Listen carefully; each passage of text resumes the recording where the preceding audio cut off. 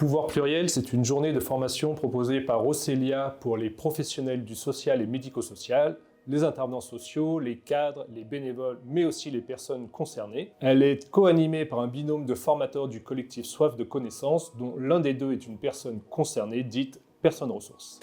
La peur de ne pas être accompagné, la peur de ne pas avoir. Ça, c'est des attitudes chez les personnes en situation de vulnérabilité. Là, justement, mettre en silence les choix ou les envies. On y parle de participation, de pouvoir d'agir, mais aussi de rapports de pouvoir et d'asymétrie inévitables dans l'intervention sociale. L'idée, c'est de croiser les savoirs et de réfléchir ensemble à la manière de rendre les pratiques professionnelles plus participatives. Rien que l'idée de donner la parole, c'est donc déjà quelque chose d'un peu surplombant. C'est normal, le travail social s'est construit comme ça jusqu'à aujourd'hui.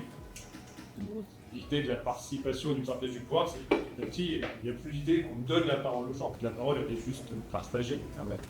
La formation se déroule en 2 temps. Le matin, on réfléchit ensemble à ce que veut dire participer.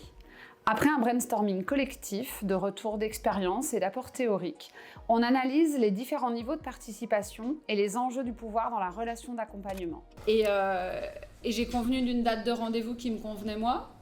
Et en raccrochant, j'ai fait « ouais, mais la dame en fait. » Enfin, je sais qu'elle est plutôt disponible l'après-midi, je sais qu'elle travaille pas, donc je suis partie du principe que ce jour-là, moi je pouvais, mais en fait, je vais quand même lui demander si ce jour-là, elle peut vraiment. L'après-midi, on passe à la pratique. En sous-groupe, on conçoit des projets participatifs et on identifie les leviers et les obstacles à la participation des personnes accompagnées. Madame la présidente du CVS, est-ce que vous voulez dire quelque chose en tant qu'élu? L'an dernier, la fête des voisins, quand même, il n'y avait pas grand monde, ça pourrait être bien. On sait bien, on sait bien. Un petit peu différemment. On se décarcasse à faire des choses, mais les gens ne viennent pas. Qu'est-ce que vous voulez? C'est pas de notre faute. C'est pas ça qu'on veut.